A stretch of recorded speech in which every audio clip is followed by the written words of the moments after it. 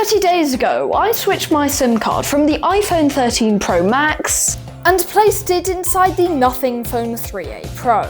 And well, 30 days later, I definitely have some things I don't like, a lot of things that I love, and some things that I think could be done to make this the best phone on the market. As with any product, the experience starts with the unboxing.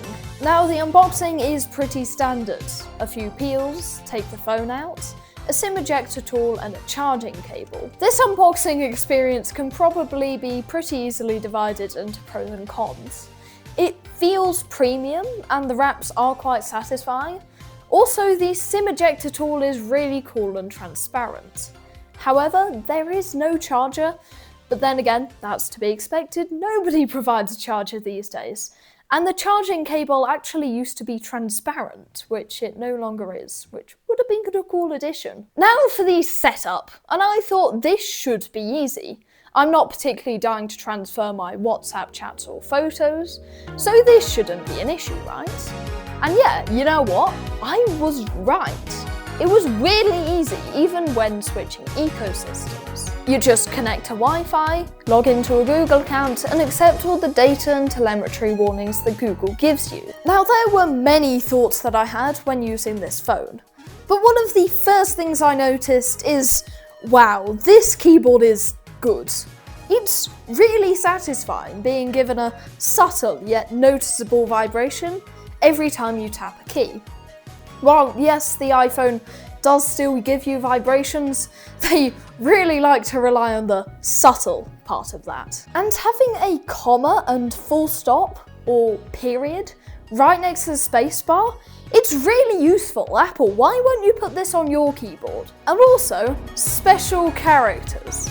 Take this iPhone, folks. Can you type up arrow, check mark, registered, or infinity by pressing 2 keys on your keyboard? Didn't think so. I could keep going on and on about this keyboard, but my good experience didn't end there, because fingerprint unlock? I mean, it may not be as cool as Face ID, but wow, is it so much more reliable 9 times out of 10. Because even if you're wearing sunglasses and a helmet, even if you just remove the helmet, it still doesn't seem like it works. It could be better, of course. This is only an optical fingerprint scanner, as opposed to the quicker and more reliable ultrasonic. However, this is a £430 phone, and putting aside the fact that you couldn't even think of getting an iPhone for £430 new, you gotta make some trade-offs for this beautiful design. And by the way, it is a beautiful design. Every time that I look at the back of this phone, which is mostly because I'm dropping it, I just think, wow, how beautiful is this? Also, it seems like everyone is divided as to which Nothing phone has the best design, but I think that this takes the cake.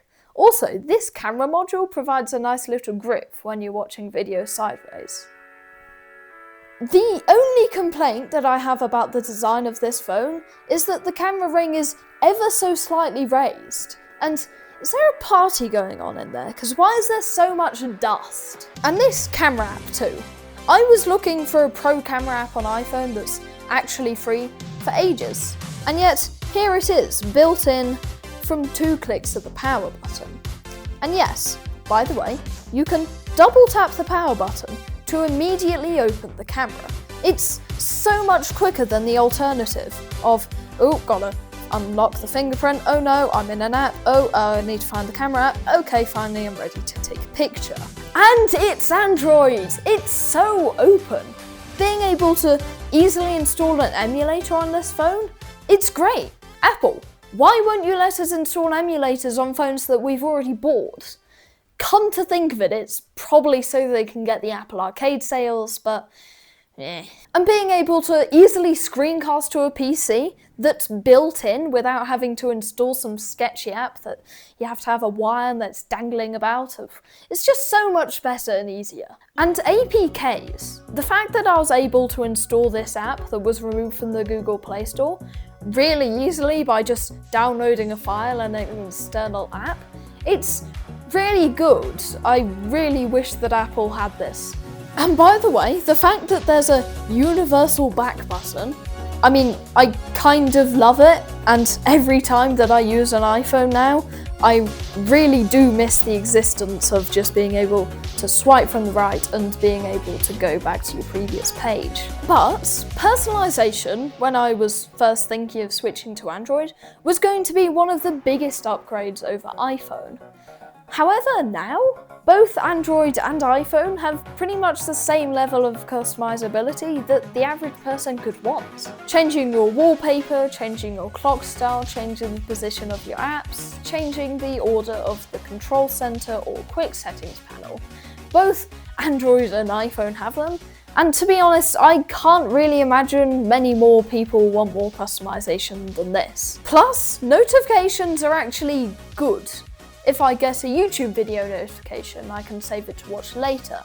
If I get a WhatsApp notification, I can mark it as read or reply with one of the pre-suggested replies that my phone gives me, which aren't normally that good, but I can appreciate an effort. And if you're, say, watching a video on YouTube and then you swipe up into the app switcher and then keep going, it plays the video in picture-in-picture, which I'm pretty sure is a YouTube Premium feature, and yet here you can get it for free. In a similar vein too, if you just swipe up into the app switcher, tap the app logo and then tap split screen, you can then tap another app to split screen it with. It's pretty similar to picture-in-picture view, but just less finicky. Now, one thing that I just kept writing in my notes about the experience of using this phone is it feels so fun. Because if you were to go into the Google Photos app, trim a video and then press save, you'll get a little worm showing progress. Why? I don't know. Am I complaining? No! Also, again, vibrations are just so fun. As I said earlier, typing is nice, but then exiting a menu or opening the app switcher, and in so many other places, you just get a nice sound and vibration that makes it feel so fun. And when you plug in your phone to charge, you get a nice little vibration going bottom from top. Sure, it may not be as groundbreaking as some other companies' charging animations, but it's little things like this that make the software feel, you guessed it, fun. All in all, this is a much more fun experience to the more corporate style that Apple is offering. But there are some things that I really do quite appreciate, like the colour palette. You can change your colour palette, and then you notice it first that it's changed the keyboard, and then the settings app, you do some addition, and it's even changed the calculator too. It's things like this that people think only Apple can achieve, and yet I disagree. I think that Google has made just as, if not a more tight-knit software experience. Now, something that is a Nothing exclusive and was actually added on this phone is the Essential Space and the accompanying Essential Key. The space pretty much just being a space to save things, and the key being a shortcut to it. Now, the Essential Space is pretty useful, but only for those random late night thoughts where you have your phone nearby and you can just hold the button and speak into it, screaming your thoughts into the void for you to eventually discover in the morning. Other than that, however, I don't think that this is actually that useful. Now, it's a great phone and all, but I do have some issues with it. Bugs, for example. Sometimes if I'm watching a YouTube video, and then I exit the app and then re-enter YouTube, sometimes I just can't hear anything, even if I do turn up the volume. This has been solvable every time. I'm not entirely sure how I've solved it, but I've managed to solve it, so yeah. Also, well, the Essential Key. It's great and all for the late night thoughts, but please let us rebind it. It's a bit annoying and I do sometimes mispress it, and I don't mean to, but please let us rebind it. Please nothing. And also, there are so many more, yet so many useless pre-installed apps on this phone. And in Nothing's defense, 99% of them are Google's, and I haven't actually even noticed the TikTok, Facebook, and Instagram that caused everyone to outrage when they were pre-installed on some Nothing phones. But when am I ever going to need to use safety? But why isn't there actually any personally useful apps like on iPhone, like the Measure app? I get that not many Android phones actually have a LiDAR sensor, but at least give us the option, Google. And speaking of apps, unfortunately my entire family use iPhone. Like, my mum wants to use iMessage with me, though that's not very possible, is it? Also, my mum also uses Apple Notes to make plans. However, the web version is pretty bad, let me tell you that. Also, Apple's Find My, in my experience, is way better than Google's Find Hub.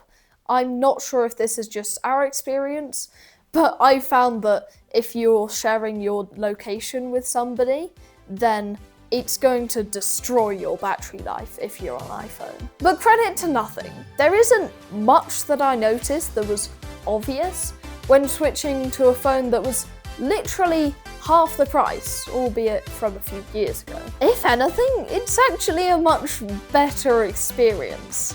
I think the most obvious thing being the amount of RAM.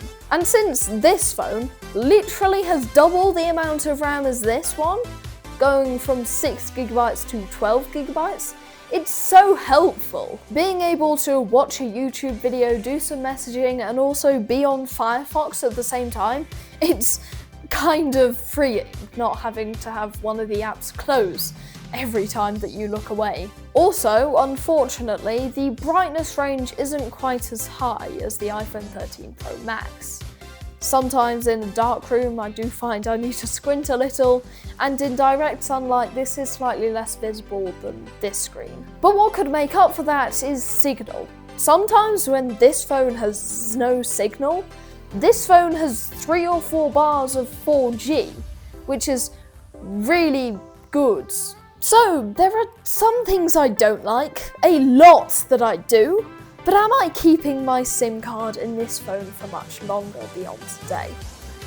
Yeah, I think that the good far outweigh the bad. The bad are probably fixable. So sorry Tim, you're welcome Carl. I think I have my new phone for now.